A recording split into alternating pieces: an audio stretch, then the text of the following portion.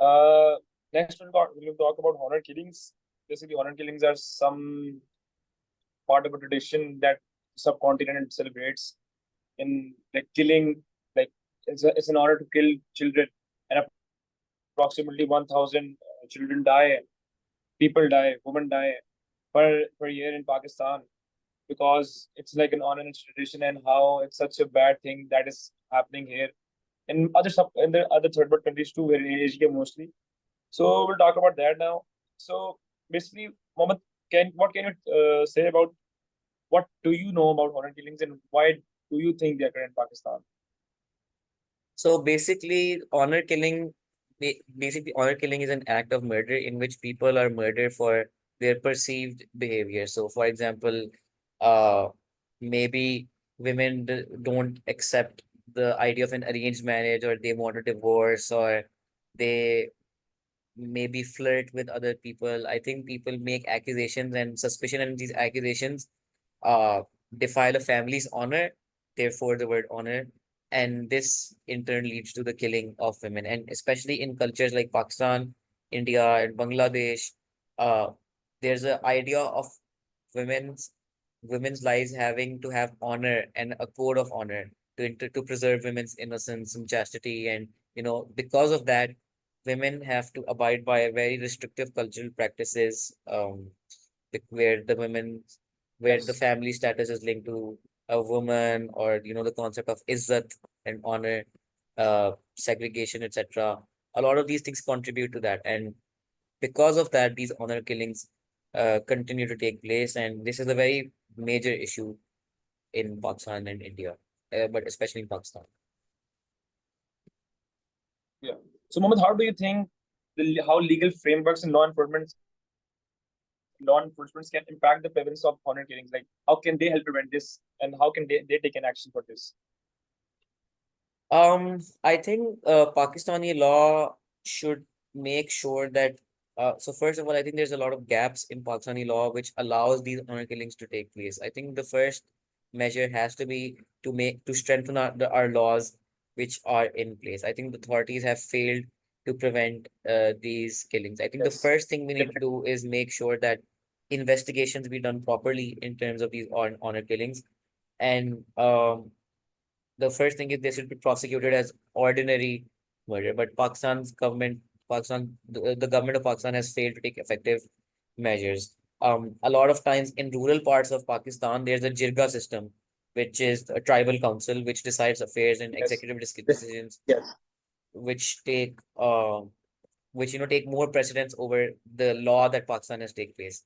So in because of the tribal consensus, the tribe leaders, they decide whether it's just or unjust. And I think that's one of the major issues. We need to make sure that these are treated in the courts of Pakistan.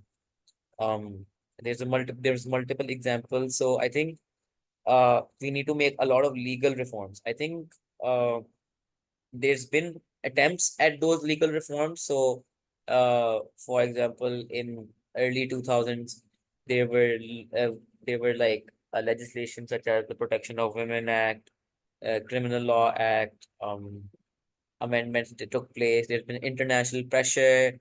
Uh, a lot of these acts were good steps and steps in the right direction, but uh, they still were insufficient to deal with the issue. So I think more focus needs to be done towards solving that issue through reforming our legal system, Definitely. Definitely. specifically in terms of the honor killings. Definitely, that's something that we struggle with. So we have talked about how basically women suffer from this. How can you tell like how psychologically and the social impacts are on the families and how the communities in the world, how do they face these problems when basically honor killings occur? How families and other communities are involved in like preventing this from happen, and what are the consequences for the family which don't want this to happen? And how is it also affecting the reputation of Pakistan as one, like basically Pakistan's international reputation and relations? How are they being affecting regards to honor killings?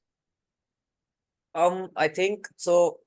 In terms of talking about psychological pressures, definitely there's a lot of psychological pressures, and there's a lot of restrictions. Like which take place. So as you know, Pakistan is a patriarchal society, and um a lot of social boundaries are, based on honor. And the idea of honor, I'll use Urdu to describe it, but there's a cultural saying कि दौलत खोने पर कुछ नहीं खोता, सेहत खोने पर कुछ खो जाता है, और गैरत खोने पर सब कुछ खो जाता है, which basically means that when honor is lost, everything is lost, even wealth and health is not important. So that is how much they value Yes. honor, uh, more than even wealth or health. And because of this, it has a lot of impact on men and women. Even if the honor killing hasn't taken place, the idea of honor killing scares women so much that they, even if honor killings don't take place, they do everything to make sure that they don't act in a certain way and their freedom is restricted. And when the honor killing actually does Definitely. take place, um sadly a lot of women lose their lives. The women who are surrounding them, they are victimized by their own families. And you know it has a lot of psychological impact on on the family members, on how they lost their, family members, etc., etc. And it generally creates an environment where women feel as if they're being suffocated. This has led to a lot of mental health problems for women. I think that has also led to Pakistan international reputation being tarnished, because Pakistan doesn't necessarily deal with this issue and nip this in the bud in the proper manner. Yes. And I think that's why Pakistan faces a lot of these issues in terms of international regulation and international standards of women rights. Yeah. Definitely. So, can you tell us some of the initiatives and programs regards to the education and awareness programs that have been placed in Pakistan preventing honor killings, and how different government and different NGOs and government have effectively collaborated to address this issue, or have they not?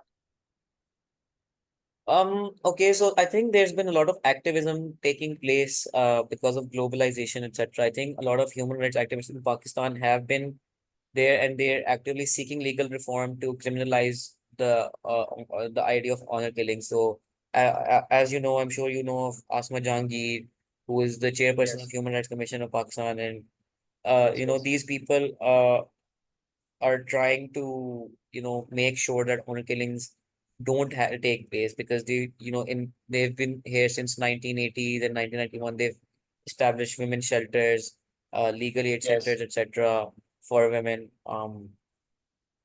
I think the Islamic community and the Muslim community and these councils are also important entities, because a lot of honor killings take place based on the idea of Islam. So, for example, if the Islamic Council in 2016, for example, the Council of Islamic Ideology, advised the government that these honor killings are un-Islamic, I think that changed a lot of perception for these people. And there's a lot Yes. of journalists, etc., as well. So activism is definitely taking place on an international level as well.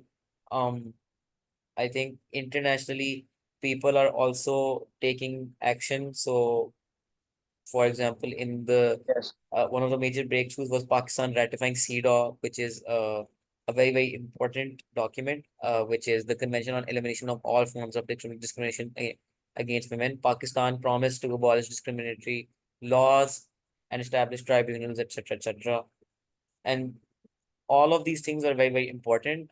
So these are potential solutions which need to take place. NGOs are already Yes. operating. They need to address this Yes. issue as well. I think, but primarily, again, the root of the issue still lies in education and awareness. I think the more we get educated, the more awareness we ensure that the more awareness we have in Pakistan, the more we can ensure that Pakistan is able to deal with honor killing effectively. Yeah. So that's basically how we as individuals can help make a change. So, are there any positive examples of success stories in combating honor killings, which has been taken in the past, or no? Um, Successful stories, I'll have to think. Give me a minute. Yeah. Yeah. You can take it.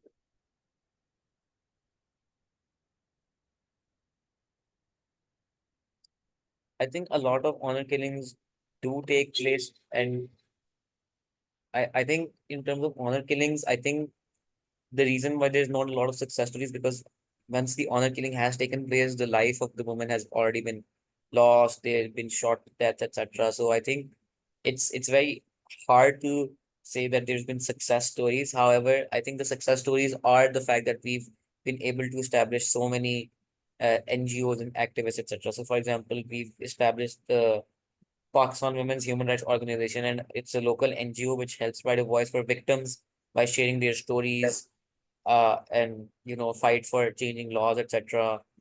Um, uh, I think there's a journalist, Pakistani Canadian journalist called Sharmeen Obaid. Yes.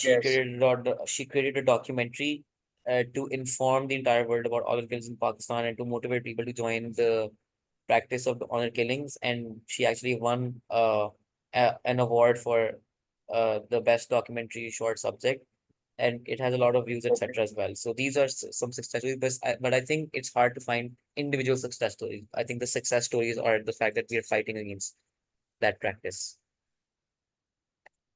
Yeah. That's gonna be it for honor killings. We have talked about it, and